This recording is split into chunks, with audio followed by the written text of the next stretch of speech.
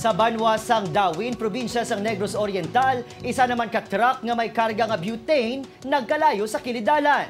Yaring report.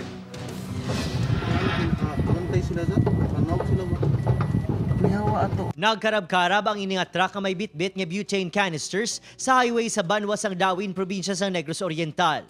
Samtang ginalamon sang kalayo, mabatian man ang pagdinupok sa mga lata. Atras gamay trick ano to yun? Duol kay tatrik.